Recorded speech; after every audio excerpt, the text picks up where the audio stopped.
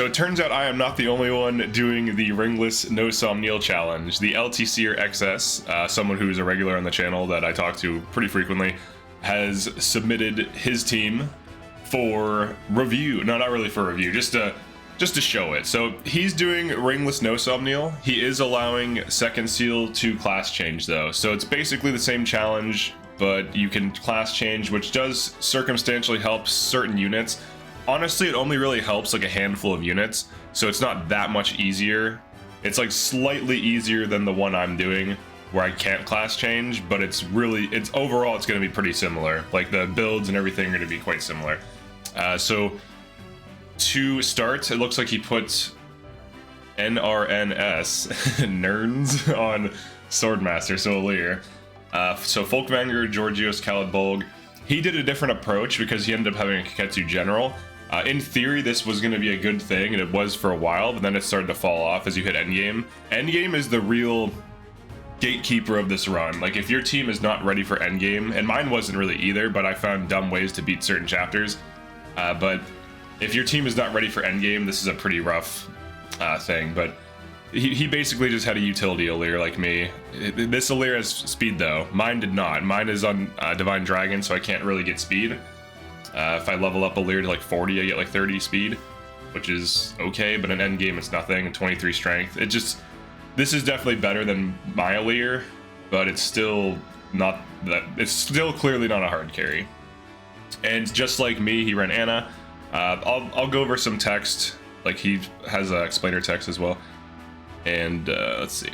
So his approach was slightly different, but overall is very similar. So he got Anna. I don't know if he did make a killing farming. I think he just ran her because she's one of the best combat units in this run. She can just do like everything. She can deal damage, she can off tank, she can make you money, she can go for merciless kills with Silver Great Axe if you fracture to set up things.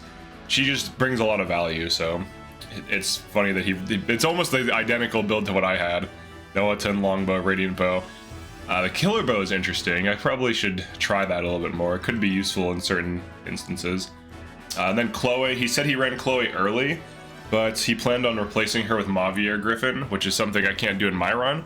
But there is a plan potentially to gold farm, if I were to do a third attempt of this run, to gold farm for Chloe staff XP. Now she would get 1 EXP per action, so it would take a very long time to grind her out, but she could get to like stat cap to like level 60 if done correctly. It would be extremely tedious and time consuming though, so I don't know that I'd want to do it. But in his run, she kind of fell off, which is understandable. Like, it's going to happen to some degree. I guess she's just level 20 here, but he had other units that would help him through the early and middle game that he didn't necessarily need Chloe. Now, she is still pretty good. It's not clear if she should be run, I would say. She's good, but there's like pros and cons to using her, but she did help me out throughout my run. So, but I guess if you could snowball her more through like degenerate XP grind. He did not do this. I'm not saying he did this. This is what I'm saying I would have to do. All right, and then Citrine. He had the same issues with Citrine as I did. She can hit hard, but long term, her durability issues just cause her to die like too easily. Like in this challenge run, there are enemies everywhere. So if a single stray enemy gets through, you need your units at full health to be able to tank a hit, and Citrine cannot do that. And the only real thing you can really do to her to make her tank a hit is to chain guard her, but then another unit that could one round in response to getting attacked cannot be chain guarded. So she really is just B or, like, I would say she's like B or C tier in this run. She just doesn't have the durability to survive the onslaught of enemies because you have no tools to like stop them. They're going to get through and they're going to be hitting your units. Fogado, this was a thing that I should have run. Fogado is really good. Look at the speed, look at the stats. The strength is decent, the magic is decent, but it's good enough on Radiant Bow that he can one-shot flyers, and he can Silver Sword like certain enemies for decent damage. But this is one of the things that I was going to add to my team, so it totally makes sense you would run this. Fram, this was another thing I was going to add. I was going to degen farm her to level 40 early, her and Jean, and just have like 2 super unit Martial Masters with Flashing Fist and like staff utility. And look at the defensive stats too. 18 defense, 26 res, 43 health. She can tank a hit. This is exactly what you need. And also she can chain guard. And Flashing Fist does more damage than you'd think. She has, or, I'm sorry, excuse me. She has 31 physical attack quadding.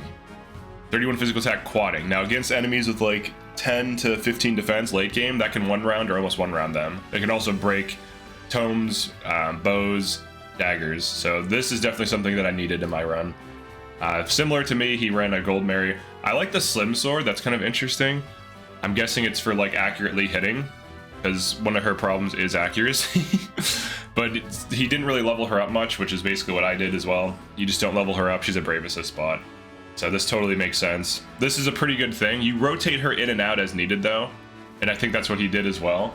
That's not something I did. You basically want to build like 16 units and then rotate in certain ones. Like she would rotate out for the final chapter because she does not help with Sombron. So you'd want more damage on Sombron. Hort, so he used her mostly as a staff bot. She's still fast enough and has good enough magic attack to put in work. But his Hort, it's not bad. My plan is to magic dust her and just get her speed up so that she doubles. Like her speed is naturally going to be high, but my plan is to make it so that she can one round and probably use like a Seraph robe on her so that she can off tank, because she can hold aggressive positions and she's extremely accurate. So, but he just used her as a staff bot that does chip damage, which is perfectly fine. The 2-range heal is fantastic for this run. So this is pretty logical. Okay, so here is the main difference between his run and my run. The Super Ivy. So he gave Ivy literally every stat booster except for energy drops. Now, this is actually a pretty solid idea in some ways, because if you give her all the luck boosters, it does improve her hit by 2 per booster. And then if you give her all the dex boosters, I don't know if the dex boosters help. I feel like she hits luck cap. So maybe he didn't give her dex boosters, because she'll hit luck cap from leveling, right? So she'll hit like 23 luck cap from leveling pretty quickly, by like level 40 something, I think, like level 43 to 45, somewhere around there. And then you tonic her, so she's 25 dex. But you give her speed wings so that she can double, and he gave her Draco shields, and I think talismans as well. So basically he used her as a main tank killer. Now this is actually a pretty good idea, because if you chain guard her, like let's say there's even like an archer, if you chain guard her, the archer should go first. That'll eat the chain guard, she'll counterattack and kill the archer, and then counterattack and kill a lot of things. So this actually might be one of the better ideas for this run, is to do something like this. I'm not so sure it's definitely the best thing to do, because like if your position is overrun and you only have a handful of units who can really one round or almost one round, that's where this could become a problem. But it has a huge advantage if you know she can tank certain combats in certain regions, because then she can delete several enemies per enemy phase, and then an enemy 1 to 2 per player phase if you dance her. Now she does still have hit rate issues though, so this is still a serious problem. So this is probably why I wouldn't do this, because it's like, oh yeah, she'll one round everything, but like, he also had a really hard time with chapter 23. So it wasn't just me. He also had a really hard time with chapter 23 because it's a crazy map. And I think this could make it harder. I think I just had bad, like, I had 3, like, whatever units, like my Veyle was whatever, Mauvier was whatever, Saphir is whatever. I think those could be replaced with better units. But I feel like in chapter 23, and especially 24, this would not be the best thing. Because you're kind of fighting in this big open position where you're being pushed from all sides. So you kind of need, like, several units who can consistently kill. But a super unit isn't a bad idea. I do want to see I want to see what happens when he does chapter 24, 25, and 26, just to see how this team performs. And I do hope he either streams it or puts like a video up or something. But this could be, I'm on the fence as to if this is the best thing to do or not. There are pros and cons to it, for sure.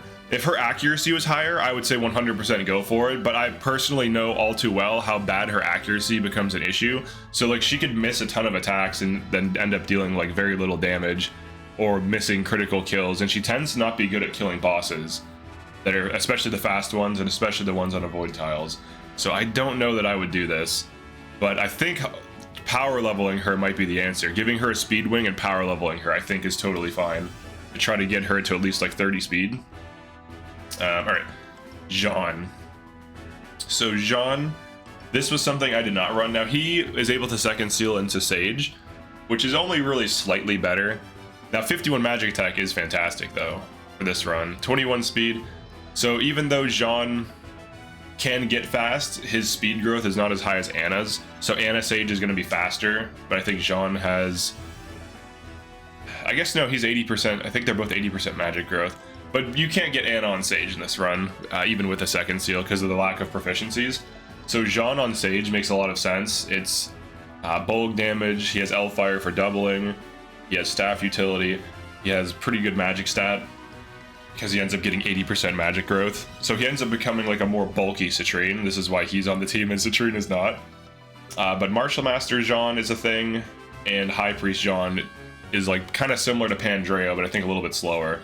But him on Martial Master could be a good utility to rotate in and out as needed. Once you power level both Fram and Jean using degenerate XP grinds, which is what I'm probably going to do. So, but this is a pretty good thing. The Kagetsu General, so basically here was the story with the Kagetsu General. It started off really good. It was pretty oppressive to the enemies, like it was like dominating for a few chapters, or probably like middle game, very early end game, and then once he got to probably like chapter 21, the enemies start getting higher might, the mages start hitting really hard, and the Kagetsu just started getting one-rounded by everything. So eventually he had to drop Kagetsu. So honestly, Kagetsu Swordmaster with 2 energy drops is very good in this run, and I highly recommend it. Mauvier. So this is the Chloe replacement. So he has lower speed, but he has better offensive stats, and I think he has more bulk. Yeah, he's defense capped. So this is a pretty good like utility. You can't go wrong with something like this. This is basically how Chloe was used. She was just like this utility who you know, would stab things and just staff bot and help clean up kills and fly. All right, Marin. So it's funny, he almost has the exact same Marin as me. I think she got the energy drops, which is pretty good actually. If I were to figure out what I want to do for energy drops, probably 2 to Kagetsu, 1 to Marin. That's probably what I would do in the next run, because the Kagetsu was just so good, and you get the Khaled Bolg and the Georgios, he just actually starts popping off. And Card Wenhan, Silver Dagger, Peshcats, these are very solid. This is basically what I was running. Like, this is literally what I was running with an elixir. So, well, you have to have it for self-heal, but yeah, this is a solid idea. He didn't add the Levin Sword. She does have a little bit of magic. You can magic tonic her, but if you double tonic her, it starts adding up. It starts eating into your expenses. So he has enough mages where he doesn't need her to Levin Sword. So he just has her focused as a physical unit, which is totally fine. Poison is great for the bosses. Card Wenhan is insanely good for dealing huge damage. It actually has a surprisingly high amount of might, and it inflicts poison, and it's probably the key to beating Sombron, because you can hit with poison through his shield at 75% with this, which is pretty crazy. And then Pandreo. So he was able to reclass Pandreo onto Sage, and you can see how good the result is. I wish I could have these Sages, dude, in my run. I wish I had these Sages. The Bolg, the Thoron, the Excalibur with 30 speed. He's capped build. Like, it's just so good. You just get to double with Bolg for free. Like, look at the might, 48 might. That's good enough to kill most enemies. This would trivialize a lot of positions. Now, in my run, you can't second seal it to class change. And if I could, the first thing I'd do is make Pandreo Sage. I would probably put Kagetsu on like Paladin, like Sword Paladin, and then I'd make Pandreo a Sage. Actually, I don't know. He is pretty good on Swordmaster, to be honest. And Paladin's speed is a little bit lower. But this is so good. If I could have done this, I would. Honestly, I was considering dropping Pandreo because on High Priest, his offense is not that good, and Horde is basically just objectively better. He just has slightly more bulk, but if most of these get hit by a great weapon, they die.